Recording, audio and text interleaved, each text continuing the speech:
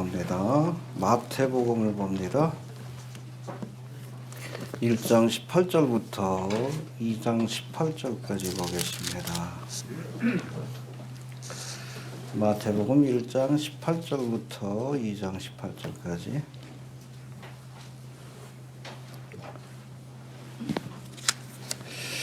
교독합니다. 예수 그리스도의 나심은 이러하니라. 그 모친 마리아가 요셉과 정혼하고 동거하기 전에 성령으로 잉태된 것이 나타났더니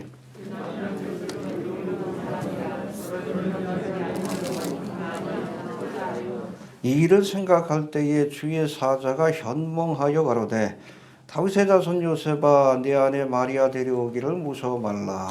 저에게 잉태된 자는 성령으로 된 것이라.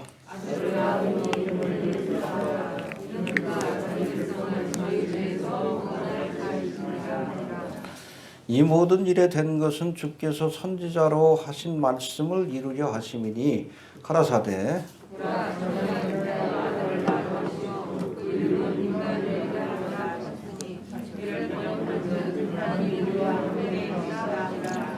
요셉이 잠을 깨어 일어나서 주의 사자의 분부대로 행하여 그 아내를 데려왔으나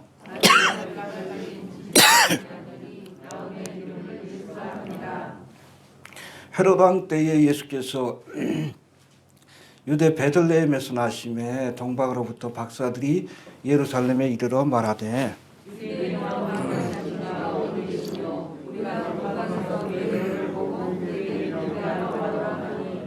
헤롯 왕과 온 예루살렘이 듣고 소동한지라.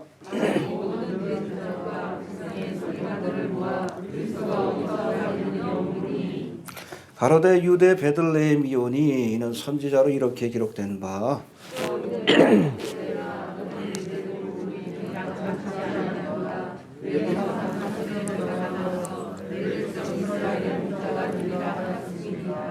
이에 헤롯이 가만히 박사들을 불러 별이 나타난 때를 자세히 묻고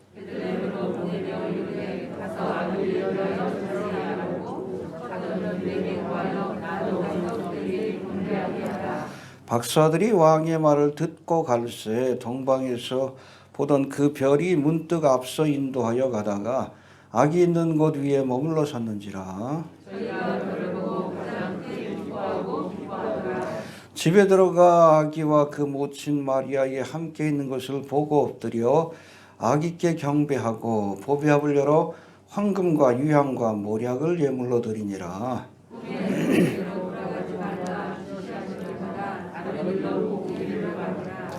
저희가 떠난 후에 주의 사자가 요셉에게 현몽하여 가로되 헤롯이 아기를 찾아 죽이려 하니 일어나 아기와 그의 모친을 데리고 애굽으로 피하여 내가 내게 이르기까지 거기 있으라 하시니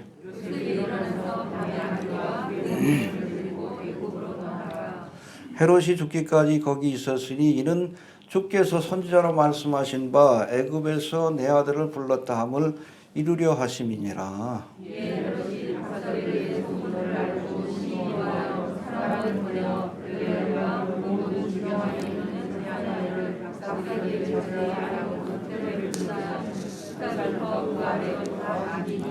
이에 선지자 예레미야로 말씀하신 바 라마에서 슬퍼하며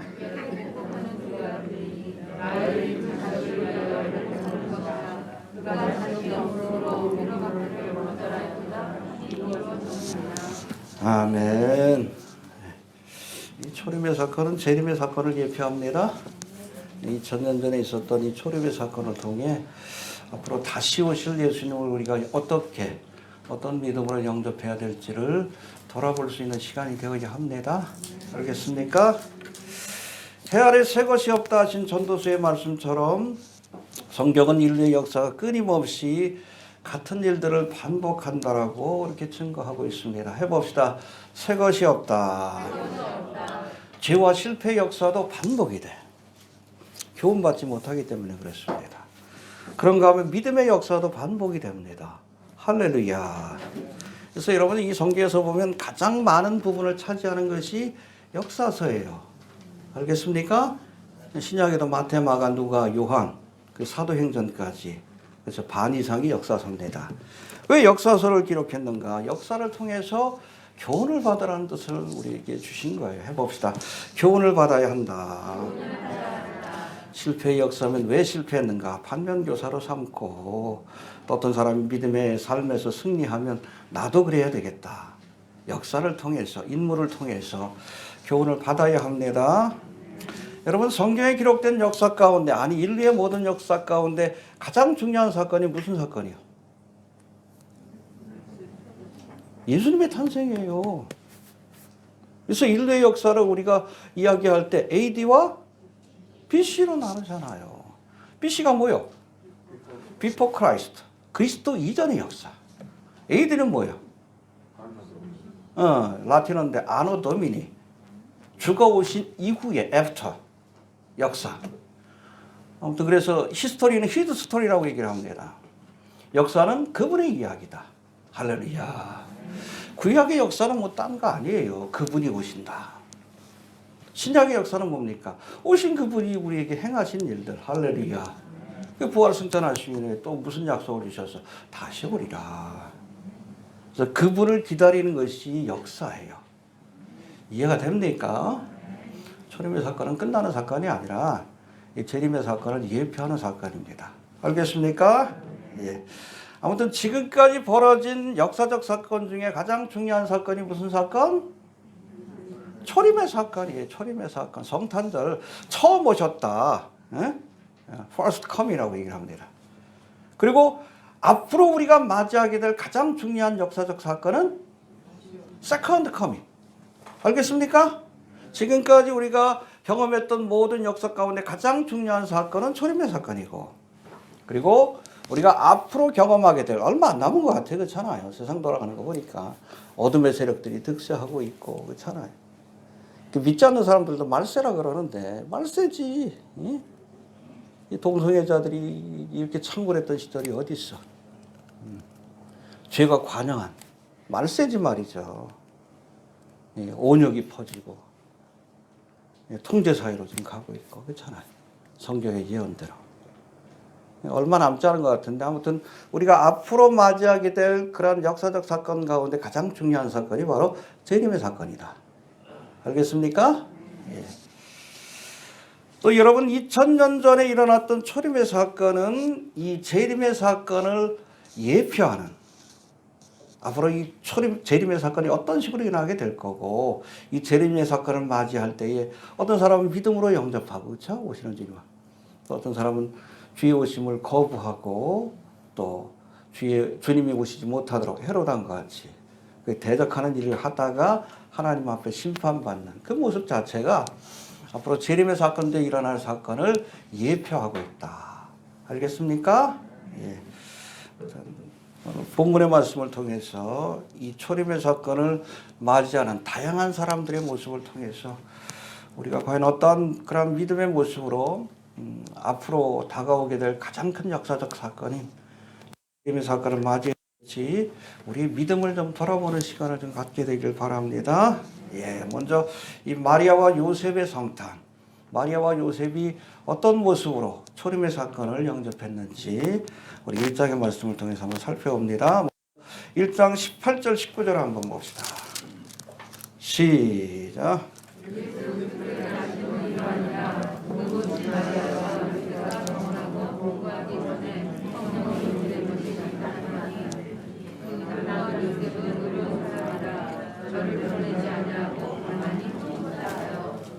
예, 여러분 그 바로 앞에는 1장 1절부터 17절까지 뭐가 나와요? 예수님의 족보가 나와요. 그리고 이어지는 18절부터 25절까지 말씀에는 이 마리아와 정혼한, 그래서 이미 정혼하면 법적인 부부입니다. 헤어지려면 법적인 절차를 밟아야 돼요. 알겠습니까? 결혼식은 안 치렀지만 우리도 예수님과 정혼한 사이예요. 결혼식은 안 치렀지만 언제 치러요? 휴거의 사건이 일어나면 우리가 이 땅에는 7년 대화단이 일어나지만 7년 동안 7일 동안 우리가 혼인 예식을 치르게 될 겁니다. 할렐루야. 그러나 이미 언약했으면 법적인 부부예요. 이 정혼했다는 것이 그런 뜻입니다. 아무튼 정혼한 요셉에게 주의 천사 누굴까요? 하나님의 사자. 누가복음에 보니까 가브리엘. 여기도 가브리엘 천사일 것으로 그렇게 보고 있습니다. 이 성탄의 소식을 알려주었는데, 여러분 신약의 사복음서 가운데 성탄에 관한 기록이 나오는 것이 마태복음, 마가복음은 안 나와요. 세례 요한부터 시작합니다. 누가복음, 그리고 또 한 군데 요한복음. 알겠습니까? 근데 이 마태복음에는 예수님의 법적인 아버지인, 사실은 요셉의 피도 한 방울 안 섞였습니다. 그러나 법적인 아버지예요. 법적인 아버지인 요셉을 중심으로 성탄의 사건을 살펴본 거예요. 이해가 됩니까? 그리고 누가복음에는 예수님을 탄생시킨 예수님의 육신의 어머니 마리아를 중심으로 성탄에 관한 기록을 남긴 것을 우리가 볼 수 있습니다. 그리고 사복음서 중에서 맨 마지막인 요한복음은 뭘 중심으로? 예수님을 중심으로, 성자 하나님, 말씀이 우리 가운데 거하심에 우리가 그 분을 보니 아버지의 독생자의 영광이요 은혜와 진리가 충만하더라. 이게 성탄의 사건을 기록한 거예요. 1장의 말씀이 짧은 말씀이지만 예수님의 관점에서 또 신앙인의 관점에서 우리가 성탄의 사건을 어떻게 설명해야 될 것인가, 또 바라봐야 될 것인가. 성육신의 사건이다. 하나님이 이 땅을 찾아오신 사건이다. 할렐루야. 그렇죠? 창조주 하나님이 이 땅을 찾아오셨어요. 그게 바로 성탄의 사건입니다. 그래서 이 마태복음은 요셉을 중심으로, 누가복음은 마리아를 중심으로, 그리고 요한복음은 예수님을 중심으로 성탄의 사건을 그렇게 기록하고 있다 보시면 됩니다. 성탄에 관한 기록 가운데 마태복음과 누가복음에는 각기 족보가 등장합니다. 마태복음 1장에 나오고 누가복음 3장에 나옵니다.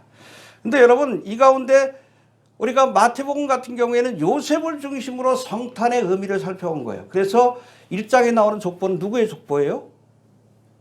요셉의 족보예요. 누가복음의 족보하고 다릅니다. 누가복음의 족보는 누구요? 마리아의 족보입니다. 달라요. 알겠습니까? 어떤 분들은 왜 이렇게 다르냐라고 묻는데 달라. 마리아의 계보를 통해서도 다윗의 후손이요. 할렐루야. 그렇죠? 그리고 요셉은 법적인 아버지예요. 법적으로도 다윗의 후손이요. 육신적 혈통적으로도 다윗의 후손이요. 그 두 가지를 보여주는 것이 마태하고 누가복음의 족보입니다. 할렐루야. 알겠습니까?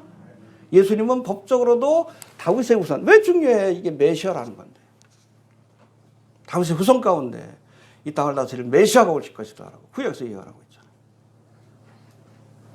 그리고 혈통적으로도 마리아의 족보를 통해서, 육신적으로도 다윗의 후손으로 오신 메시아라는 사실을 보여주고 있는 겁니다. 할렐루야. 해봅시다. 다윗의 후손이다.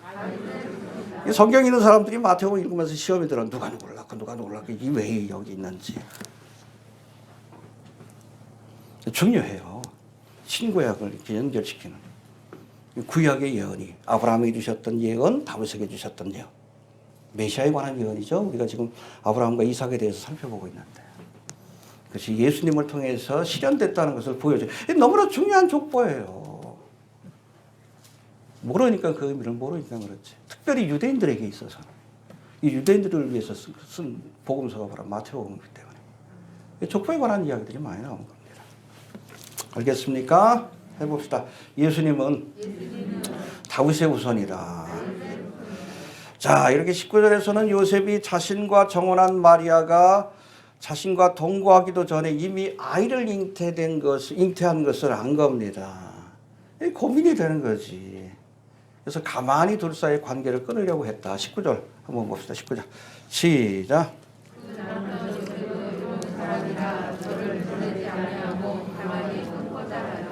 여러분 공개적인 파혼을 하면 돌로 쳐 죽여야 돼요. 그렇잖아요. 간음죄를 저질렀으니까. 응? 성령으로 잉태는 걸 모르니까. 근데 이 요셉이 가만히 끊고자 했어요. 그러니까 조용히 파혼하려고. 그래야 마리아가 살 수 있으니까. 여기 보면 요셉을 의롭다라고 하죠. 의 가운데는 사랑이 포함되어 있는 거예요. 알겠습니까? 상대에 대한 배려와 사랑이 있는 거예요.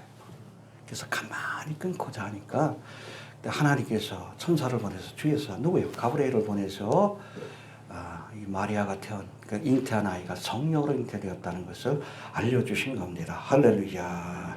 예. 그 성탄의 메시지가 20절부터 23절까지 나오는데 먼저 22절, 23절 한번 봅시다.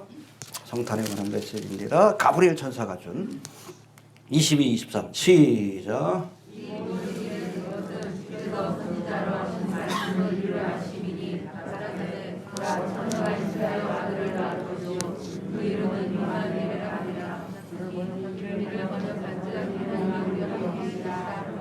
예, 처녀가 잉태하여 아들을 낳으리라. 이 예언이 마리아를 통해서 성취된 것이다. 할렐루야. 그래서 여러분 성탄의 사건은 하나님의 예언이 성취된 사건입니다. 해봅시다. 하나님의 말씀이 성취된 사건이다. 그래서 예수님이 언약의 후손이에요. 이삭도 언약의 후손이요. 이스마엘은 육신의 자녀지만 사람의 생각으로 낳은 자녀지만 이삭은 하나님이 약속하신 자녀예요. 그래서 이삭이 예수님을 예표합니다. 궁극적인 언약의 후손은 누구요? 예수님이십니다. 말씀대로 이 땅에 오신 거예요. 그냥 오신 것이 아니라. 창세기 21장에 보면 이삭의 탄생을 소개할 때도 말씀대로 말씀하신 기한이 참해. 할렐루야. 이삭이 태어났다. 언약의 후손이라는 사실을 강조해요. 여러분 하나님은 약속하신 것은 반드시 이루십니다. 성경은 구약과 신약이 하나님의 약속을 기록한 책이에요.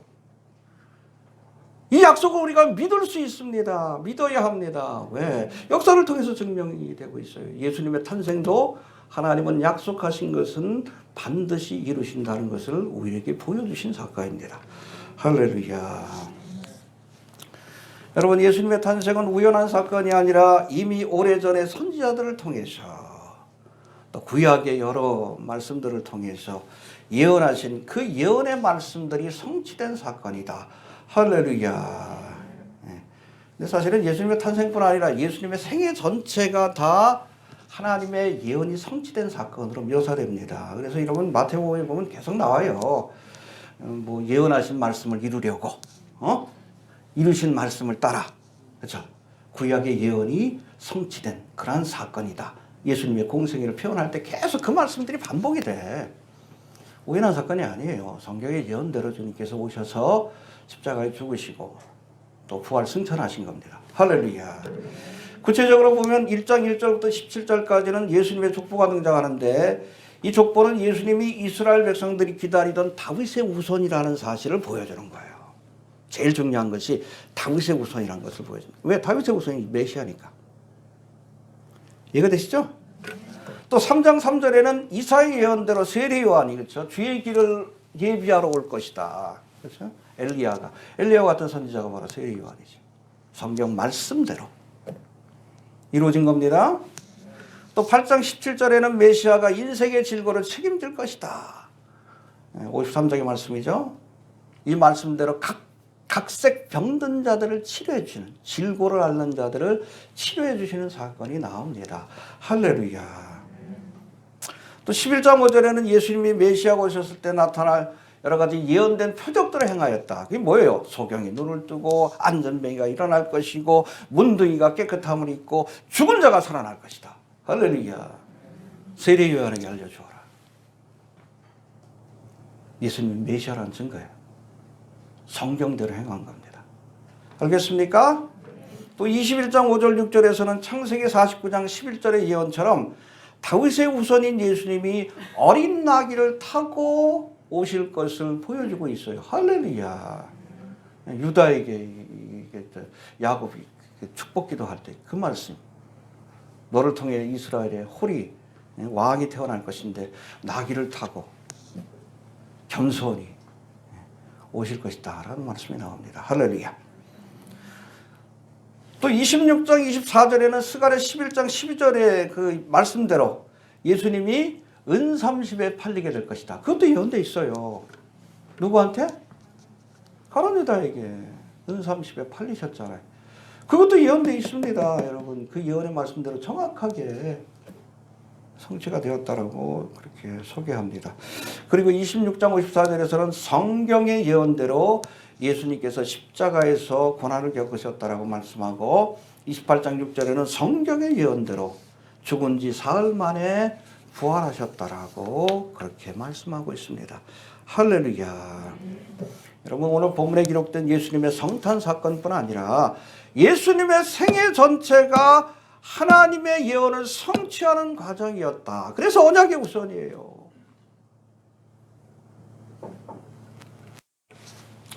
여러분 예수님은 2000년 전 이 땅에 오셔서 33년의 짧은 생애 동안 성경의 예언들을 성취하시고 부활 승천하셨습니다.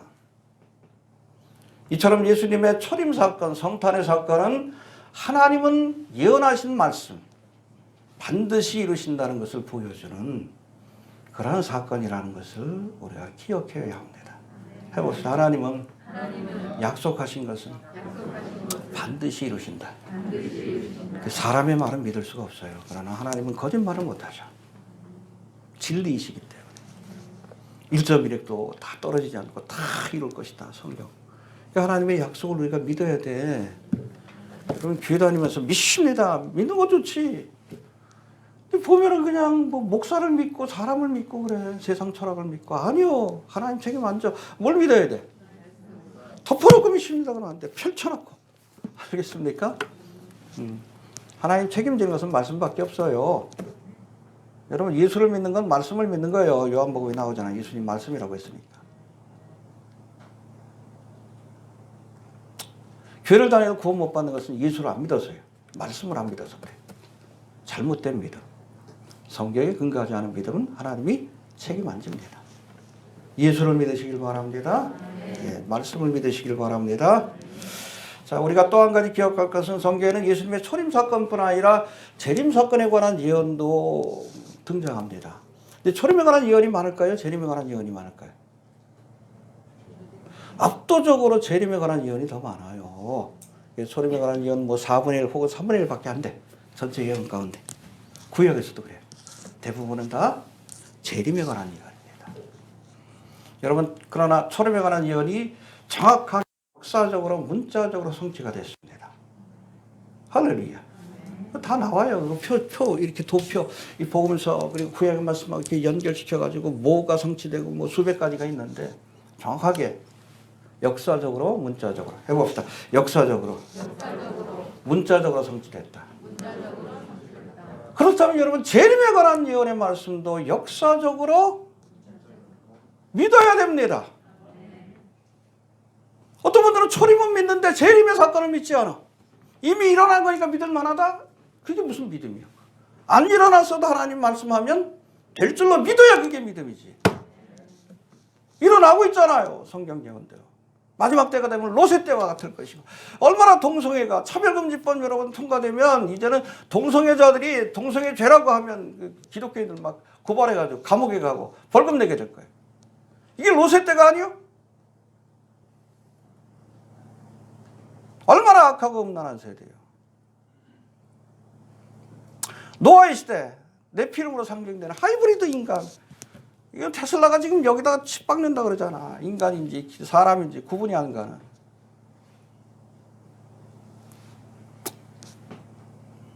성경의 예언대로 되고 있는 거예요. 얼마 남지 않았습니다. 알겠습니까? 네. 모든 일들, 뭐 중동의 상황도 그렇잖아. 언제 국가목의 전쟁이 일어날지 모르는 이 7년 대화를 이끄는 전쟁이라고 하는데 휴거됩시다. 해봅시다. 초림뿐 아니라 재림에 관한 예언도 역사적으로 문자적으로 성취될 것이다. 그거를 우리가 확증할 수 있는 것은 예수님의 초림 사건, 성탄의 사건을 통해서 확실하게 믿을 수 있는 거예요. 이해됩니까? 예. 또 21절 봅시다. 21절 시작.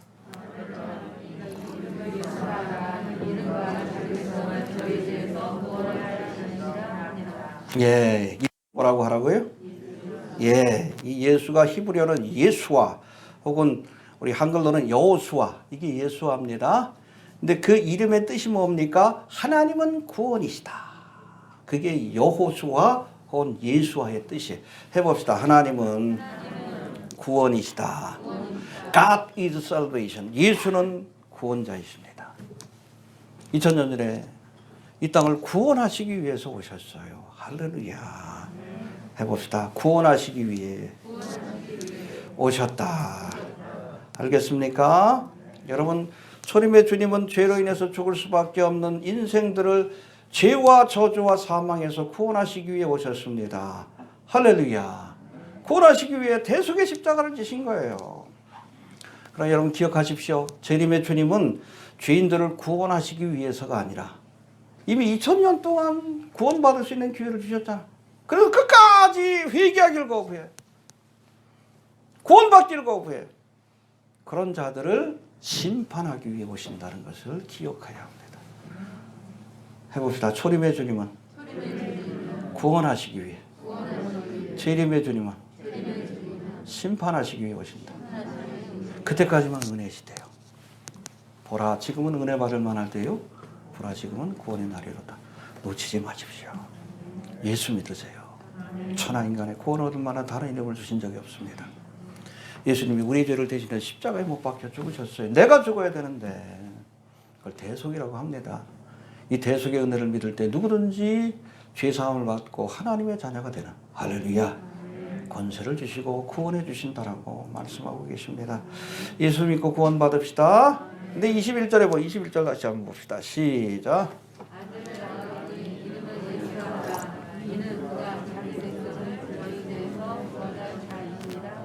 누구를 구원해요? 이게 중요해요. 자기 백성은.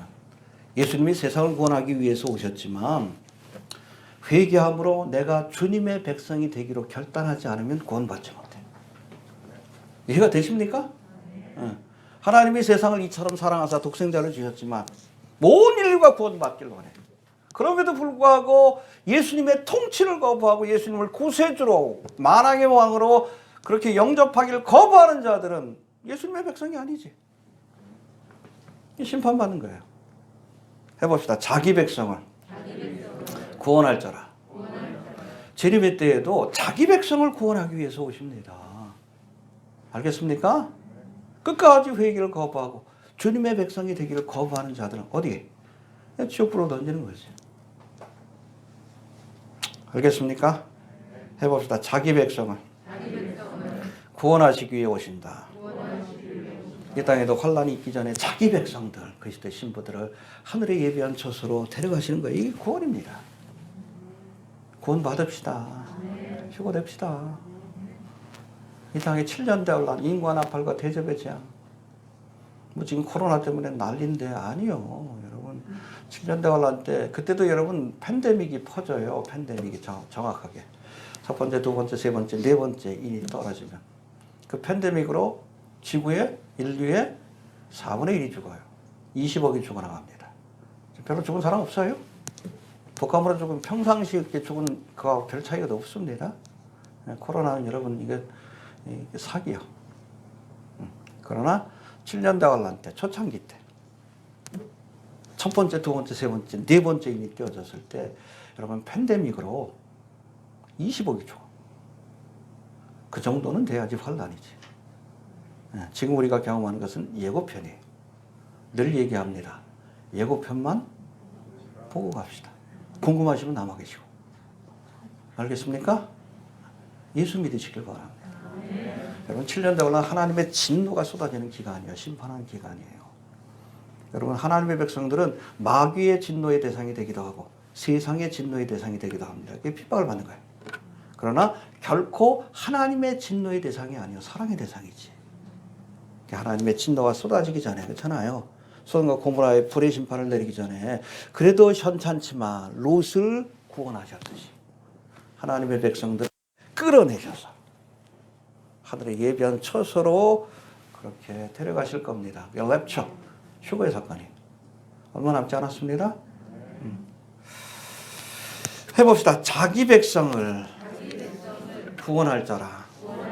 내가 하나님의 백성인지 사단의 백성인지 하나님께 속한 자인지 아니면 세상에 속한 자인지 돌아보시길 바랍니다. 내가 하나님의 백성인지 돌아보세요. 하나님의 백성은 구원의 대상이고 그렇지 않은 자들은 심판의 대상입니다. 이해되시죠? 예. 자, 그 다음에 23절 예수님의 또 다른 이름 시작.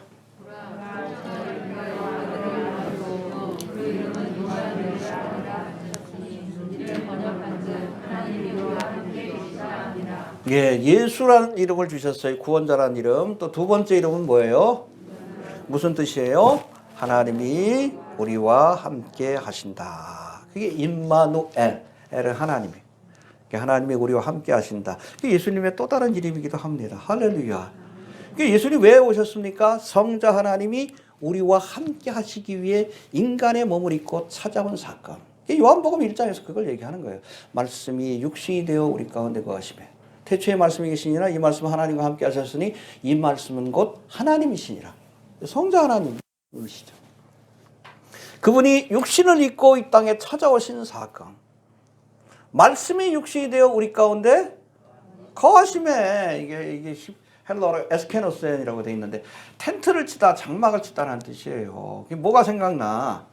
이스라엘 백성들이 40년 동안 광야 생활할 때 그때 하나님께서 저들과 함께 머무셨어요. 뭘 치고? 그렇죠. 거룩한 장막인 성막. 그래서 여러분 이스라엘이 진영을 펼칠 때는 반드시 성막을 중심으로 세 지파 지파별로 숫자가 다르잖아. 그래서 그걸 동서남북으로 이렇게 딱 해보면 그 북쪽에 있는 지파는 좀 적어. 밑에 있는 지파 아마 그 유다 지파가 그렇게 포함이 될 거예요. 그러니까 딱 십자가 모양이 돼요.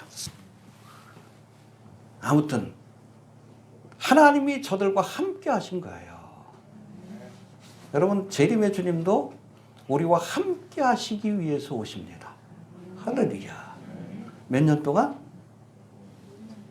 영원토록. 천년왕국 끝나고 나서도 영원토록 우리와 함께 하시기 위해서. 그렇잖아. 2000년 전에 오셨지만 십자가에서 사역을 마치시고 부활 승천하셔서 지금은 우리와 함께하고 계시지 않습니다. 하늘 보좌 우편에 계셔. 지금 성령님 그리스도의 영이 우리와 함께하는 거지. 그러나 재림의 때에는 이 땅에 우리와 함께 하시기 위해서 오셔서 천년왕국을 펼치시고 그 이후에는 신천지 새 예루살렘을 통해서 영원히 우리와 함께 하실 것이다. 할렐루야. 여러분 신학적으로도 천국이 어떤 것이요? 자꾸 뭐 기쁨이 있고 이건 주변적인 거고 여러분 본질적인 천국은 천국에 대한 정의는 하나님이 계신 것이 천국이에요. 그래서 성경에는 킹덤 오브 헤븐이라는 표현이 마태복음에 나오지만 원래는 킹덤 오브 갓이에요. 천국은 하나님의 나라입니다. 하나님이 계신 곳이 천국이에요. 하나님이 안 계신 곳이 지옥이에요. 알겠습니까? 하나님을 만난 분들은 그게 무슨 의미인지 알아. 하나님이 계신 곳이 천국이요. 하나님으로부터 영원히 떨어진 곳이 대표적으로 하나님부터 쫓겨나는 사탄 마귀. 이 땅에 살면서도 우리가 하나님과 상관없이 살면 그렇잖아요. 그러면 마귀 가는 지옥까지 쫓아가는 거예요. 이 땅에서 하나님을 우리가 쫓아 살면 그렇죠. 죽어서도 주님이 계신 천국까지. 킹덤 오브 갓. 하나님의 나라가 정확한 표현입니다. 유대인들은 하나님의 이름을 부르는 걸 굉장히 두려워하니까 해분으로 바꾼 것뿐이에요. 그 해분의 의미가 갓이에요. 천국은 하나님이 계신 곳이다. 아무튼 우리와 함께 하시기 위해서 이 땅에 찾아오십니다. 그러니까 하나님의 나라가 이 땅에 임하는 거예요. 천국이 예수님이 오심으로 천국과 같은 세상을 천년 동안 펼치시고 그런 천국 같은 세상 속에서도 반역하는 자들을 심판하시고 백보자 심판을 통해서 이제 지금의 처음 하늘과 처음 땅을 다 불로 사르시고 새 하늘과 새 땅을 지으시고 하늘에 있는 신천 신지 새 예루살렘이 이 땅에 강림하여 영원히 우리가 주님과 함께 머물게 될 것이다. 그것이 천국이에요. 주님이 계신 것입니다. 이 땅에 살면서도 하나님과 함께하는 삶을 싫어하는 사람들은 천국 가기 힘들어요. 영원히 주님과 함께 살아야 되는데. 이해되십니까? 해봅시다. 함께 하신다. 임마누엘입니다. 함께 하기 위해서 오신 것이고 재림의 때에도 함께 하시기 위해서 오시는 겁니다. 그리고 천국은 영원토록 하나님과 함께하는 것이다. 임마누엘이 실현된 것이다. 이해가 되시죠? 네. 자, 이제는 2장으로 넘어가서 동방박사와 헤롯이 맞이한 성탄에 대해서 살펴볼 터인데 우리 1절 2장 1절 2절 시작.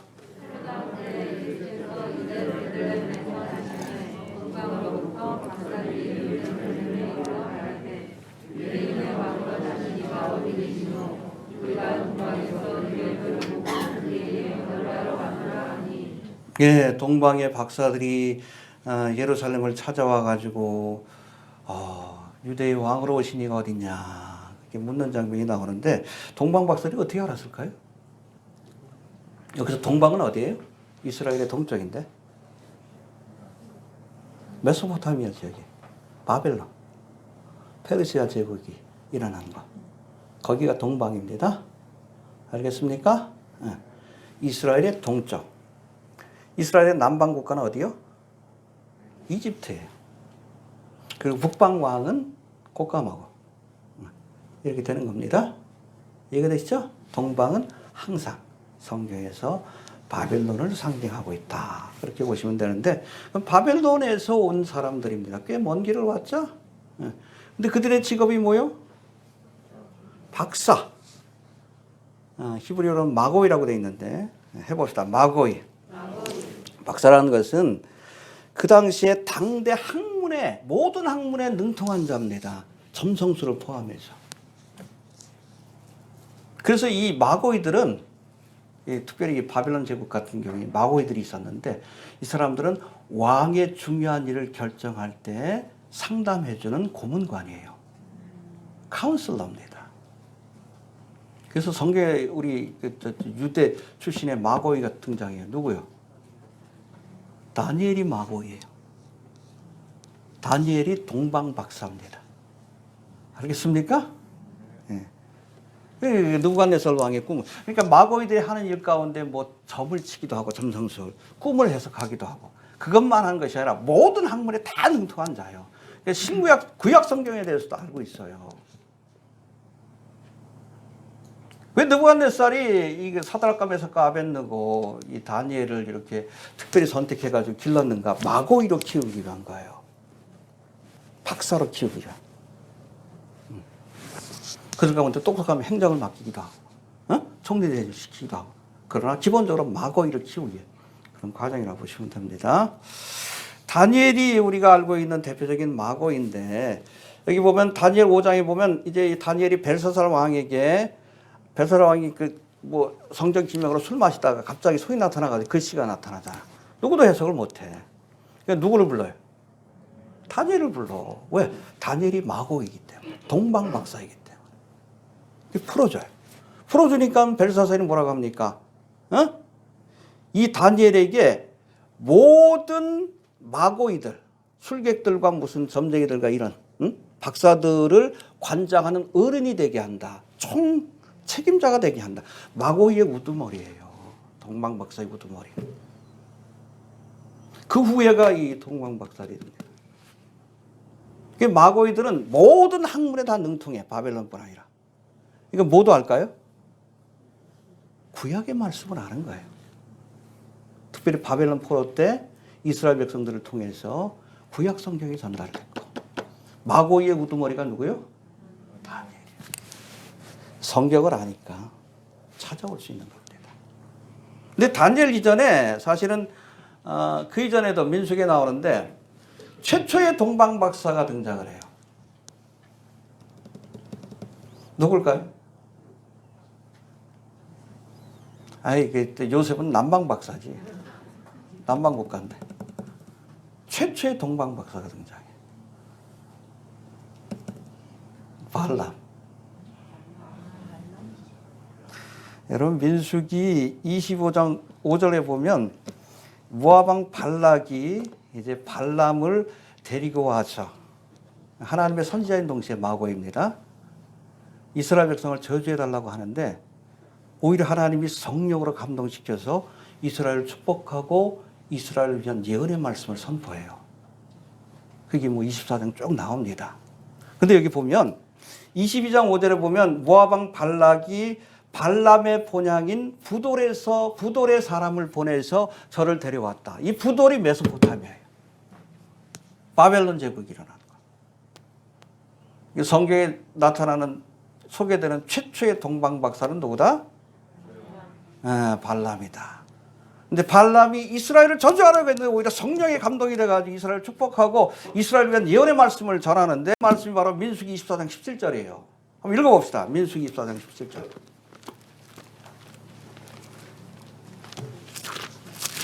왜 동방박사들이 별을 보고 만든다? 여기 나와요.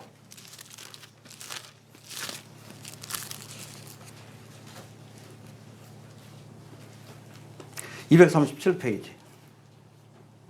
이 발람이 예언한 겁니다. 성령 충만 받고 237페이지 시작. 내가 그를 보아도 이때의 일이 아니며 내가 그를 바라보아도 가까운 일이 아니로다.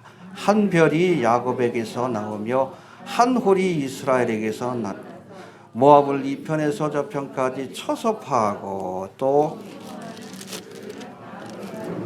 그렇죠. 이스라엘에 한 홀이 일어날 것이다. 왕이 일어날 것이다. 그 징조가 뭐예요? 한 별. 이걸 누가 알고 있어요? 동방 박사들이 알고 있는 거예요. 이해가 됩니까? 구약의 말씀도 알고 있어요. 누구를 통해?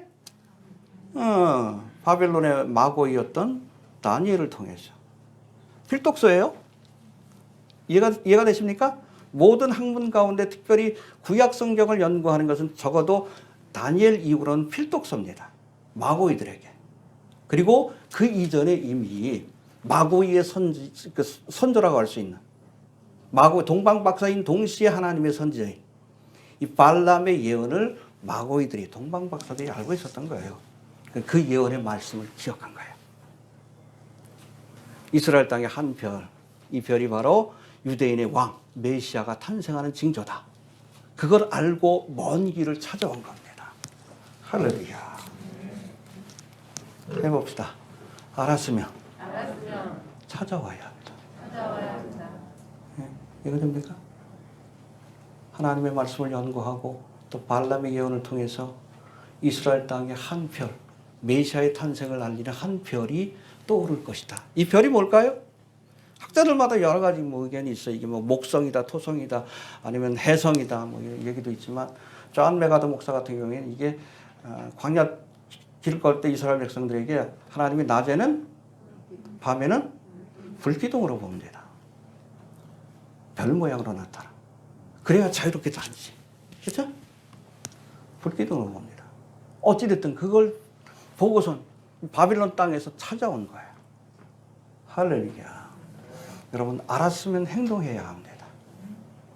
메시아가 오신다는 사실을 알았으면 그분을 경배하기 위해서 가야 돼요. 재림의 주님이 오신다는 사실을 우리가 알았으면 뭘 통해? 성경을 통해서. 가까웠잖아요. 시대의 징조를 통해서.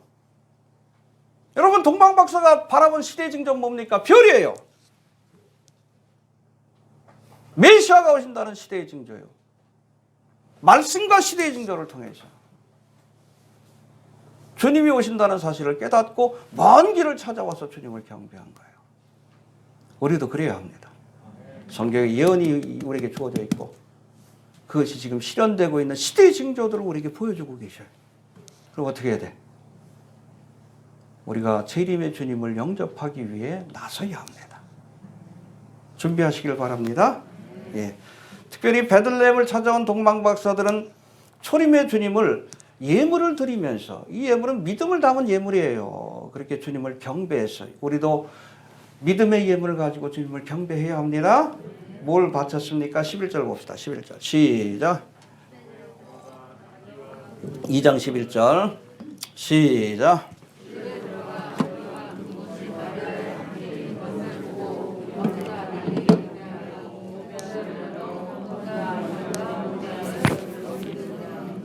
예, 여러분 황금은 왕을 아련할 때 바쳐야 되는 예물입니다. 반드시. 예수님이 만왕의 왕이라는 고백을 담은 그런 예물이에요. 예수님 왕이십니다. 네. 주님께서 다스려야 돼. 이제 대선인데 그놈인 것 같아, 그렇죠? 우리 어떤 집사님은 하나는 말아먹을 놈이고 하나는 팔아먹을 놈 같다 그러는데 그놈이요. 세상의 왕들에게 그렇게 희망을 두지 마십시오. 이 땅의 왕이 여러분 온전하면 주님이 오실 이유가 없는 거예요. 왕으로 오십니다.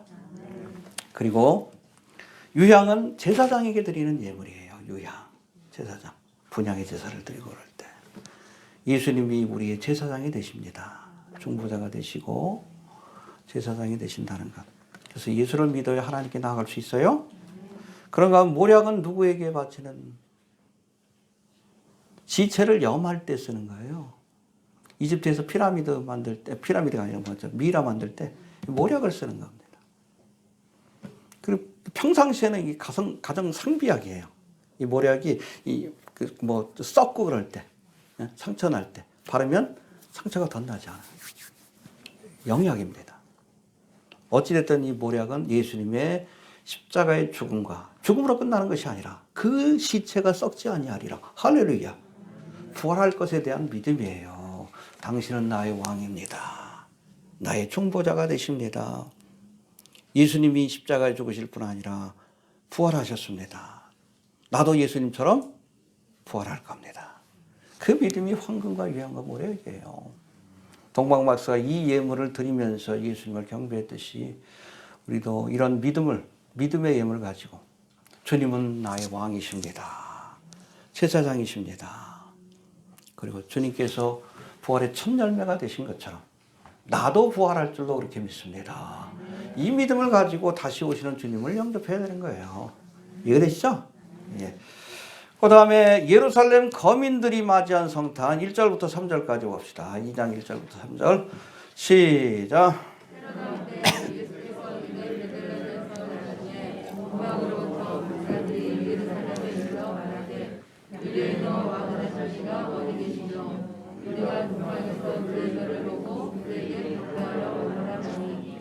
헤롯 왕과 온 유대, 예, 이제 유대 땅에 왕이 나셨다는 하늘의 징조를 보고 동방박사들이 제일 먼저 어딜 찾아가? 왕이 나셨다 그러니까 당연히 뭐 왕궁이 있는 예루살렘일 것이다라고 생각하고 왔어요. 실제는 그 바로 옆인 베들레헴에서 태어나셨는데, 유대인의 왕으로 나시니가 어디 계시냐 그렇게 물으니까 예루살렘 사람들과 헤롯 왕이 소동했다라고 말씀합니다. 근데 문제는 소동하고 끝났어요. 동방박사로부터 메시아가 탄생한다는 소식을 들었지만 그 누구도 예루살렘 성에 살고 있던 그 누구도, 여러분 베들레헴은 바로 가까워요. 한 4km밖에 안 떨어져 있어요. 그 어떤 사람도 예수님을 경배하기 위해서 찾아가지 않았어요. 여러분 지식은 믿음을 갖기 위한 전제 조건이지만 안다고 다 믿는 건 아니에요. 행함이 없는 지식은 죽은 거예요. 죽은 믿음은 구원받지 못합니다. 소동하고 끝나서 이게 뭐야. 요즘 뭐 성탄절에도 그냥 소동하고 끝나잖아. 가요대전이니 무슨, 응? 클럽도 붐비고 여관도 붐비고 죄 짓는 날로 이렇게 바뀌어버렸어. 왜 좋아하는지 몰라. 어떤 분이 그랬다 그러잖아요. 뭐 술이 뻔하게 크리스마스 이브 때 취해가지고 교회를 가는데 보니까 뒤에서 막 웅성웅성 되니까 아이고 예수쟁이도 크리스마스니까 좋아하네? 무슨 의미인지도 모르고 그냥 지나가는 거예요. 성탄의 의미가 무엇인지도. 그렇잖아요. 오늘은 크리스마스, 성탄절의 모습을 많이 닮아 있죠. 2000년 전에도 그랬던 거예요. 똑같은 일이 반복이 되는 겁니다. 이들에게는 성탄의 참된 의미가 무엇인지 깨달을 수 있는 지혜가 없는 거예요. 알아야 합니다. 그리고 또 더 기가 막힌 게 뭐냐면 4절 한번 보죠. 4절 시작.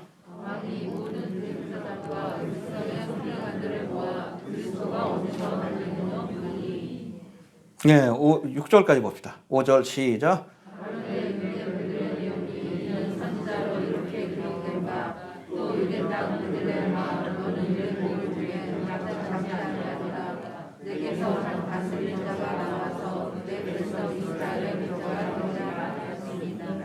예, 이 동방박사가 유대인의 왕이 어디서 태어났냐라고 예루살렘에 가서 헤롯 궁전에서 물으니까 난리가 났지.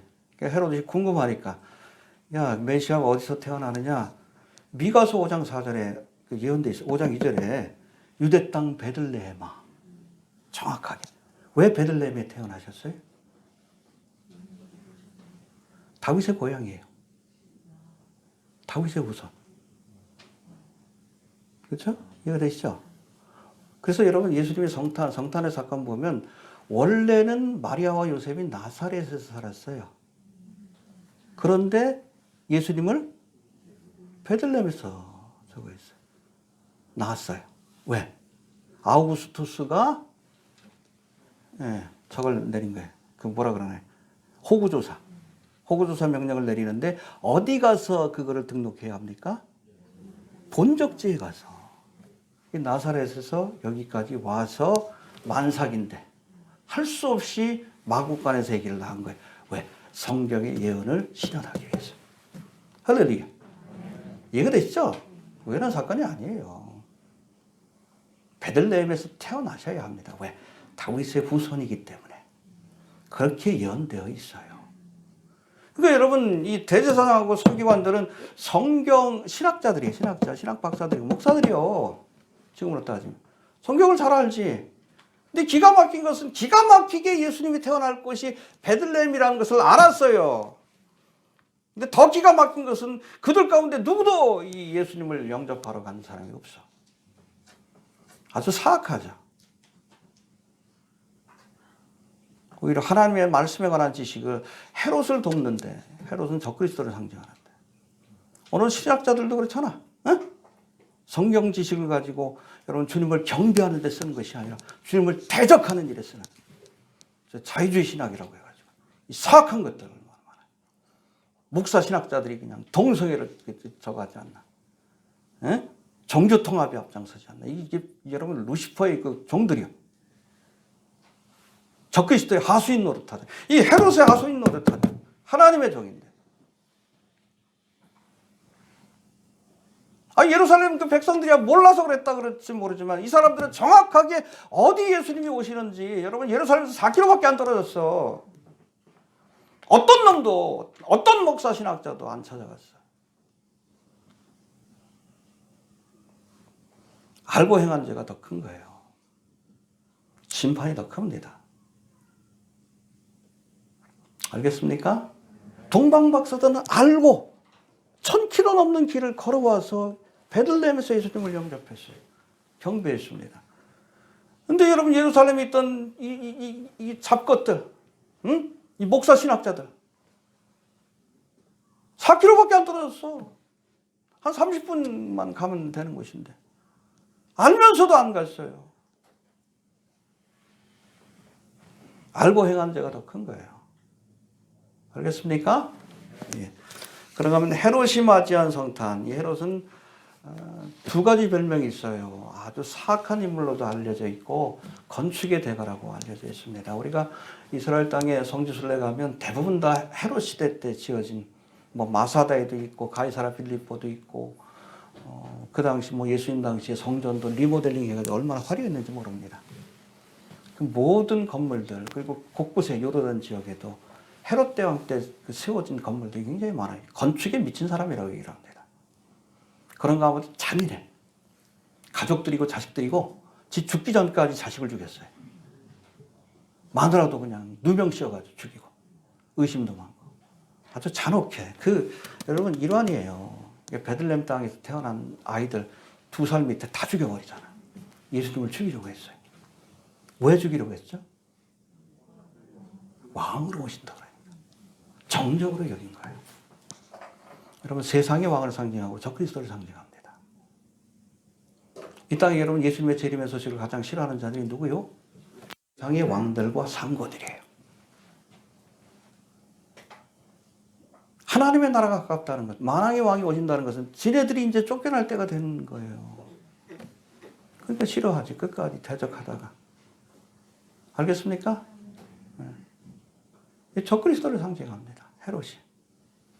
예수와 또 예수 믿는 사람들을 죽이고 이 땅에 하나님의 나라, 주님이 통치하는 세상이 펼쳐지지 못하도록 끝까지 방해하다가 결국 재림하신 주님으로 인해서 아주 심판을 받고 산채로 지옥불에 던져지는 이 적그리스도를 예표하는 인물이 헤롯입니다. 역사는 반복이 됩니다. 잘 기억하세요. 헤롯처럼 세상 나라를 사랑하는 사람들, 세상의 권세를 사랑하는 사람들은 예수님을 대적하게 됩니다. 이해되십니까? 세상 것들 사랑하지 마셔요. 여러분 요한계시록 18장에 보면 큰 성 바벨론 심판받을 때에 통곡하는 자들이 있어요. 세상의 왕들과 세상의 상거들, 세상의 권세를 갖고 돈을 갖고 있는 자들, 일루미나티지, 예? 빌 게이츠 같은 놈들, 그렇죠? 그 하수인이 되고 있는 그 지금 세상의 왕들. 문재인 씨도 정신 차려야 돼. 꼬북 노릇하고 있는데. 그런 자들이 여러분 세상 나라가 무너진다 그러니까 자기가 의지하는 건데. 세상 나라를 무너뜨리고 하나님의 나라를 세우기 위해서. 그래서 여러분 세상에 대한 미련 욕심이 있는 사람들은 주의 재림을 싫어합니다. 왜? 세상 나라를 심판하기 위해 오시기 때문에. 한국 교회도 예수님의 재림에 관한 소식을 싫어해. 세속화돼서 그래요. 신앙의 본질은 예수님의 재림을 기다리는 건데. 세상을 사랑하지 마십시오. 그렇지 않으면 하나님의 사랑이 그것이 없어요. 결국엔 헤롯과 같이 주님을 대적하는 자가 될 수밖에 없는 겁니다. 알겠습니까? 예, 정리합니다. 예수님은 성경대로 이 땅에 오셔서 성경의 예언대로 십자가를 지시고 부활을 승천하시고 또 성경의 예언대로 다시 오실 겁니다. 할렐루야. 성탄의 사건은 하나님이 약속하신 것은 반드시 이루신다는 것을 보여주는 가장 확실한 사건이고 또 재림의 사건이 반드시 있을 것이라는 것을 우리에게 확증해주는 가장 중요한 사건이라는 것을 기억할 수 있게 되길 바랍니다. 요셉과 마리아는 성탄의 사건을 헌신하는 믿음으로 그야말로 자기의 몸을 바친 거예요. 요셉도 그렇고 마리아도 자신의 몸을 바친 거 아닙니까? 주님 오실 때 우리도 헌신하는 믿음의 모습으로 다시 오실 주님을 영접합시다.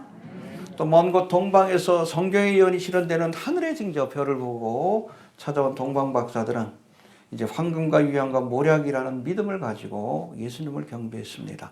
할렐루야. 우리도 하나님 주신 말씀과 이 말씀이 실현되는 별, 하늘의 징조를 살펴봅시다. 그리고 예물을 준비합시다. 황금, 당신은 나의 왕이십니다. 유향, 모략을 준비해서 우리도 경배하는 믿음으로 다시 오시는 주님을 영접할 수 있게 되길 바랍니다. 이에 비해 예루살렘 성에 있던 사람들은 동방 박사들이 전하는 성탄의 소식을 듣고 놀라긴 했지만 그 누구도 예수님을 경배하기 위해 나서지 않았고 제사장과 서기관들은 예수님이 정확히 베들레헴에 탄생하실 것까지 알았지만 구세주로 오신 예수님을 영접하지 않았습니다. 더구나 유대인의 왕이 탄생했다는 소식을 들은 헤롯은 자신의 왕권이 위협받는다는 생각에 메시아로 오신 예수님을 죽이려고 했습니다. 세상을 사랑하는 사람은 이 땅에 하나님의 나라를 세우기 위해 오시는 예수님의 재림을 기뻐하지 않을 뿐 아니라 적극적으로 대적하는 자가 된다는 것을 잊지 마시길 바랍니다. 세상 사랑하지 마세요. 대충 사세요. 주님이 오십니다. 세상 왕에 대한 기대도 하지 마십시오. 그놈이요. 하나는 말아먹을 놈이고 하나는 팔아먹을 놈이고. 그놈이. 이거 되십니까? 자, 2000년 전 초림의 주님은 죄인들을 구원하시기 위해서 오셨지만 재림의 주님은 죄인들을 심판하시기 위해 오신다라고 말씀합니다. 이 초림과 재림의 사이에 은혜의 시대가 주어진 것인데 얼마나 이 은혜의 시대가 더 남았는지 얼마 남지 않은 것 같죠? 그렇죠? 응? 별을 보니까 시대의 징조를 보니까 아마 이게 마지막 성탄 예배가 될 수도 있어요. 이해가 됩니까? 네. 초림의 사건은 우리가 재림의 사건에 들어갈 수도 있습니다. 공중 재림의 사건. 그 믿음을 가지고 언제든지 주님 오시면 우리 동방 박사처럼 그리고 요셉과 마리아처럼 또 목자들처럼 우리가 경배하는 믿음으로 준비된 믿음으로 주님을 영접할 수 있는 우리 성도들이 되시길 바랍니다. 주신 말씀 붙들고 우리 잠깐 한번 통성으로 기도합니다. 하나님 은혜 감사합니다. 2000년 전 이 땅에 아버지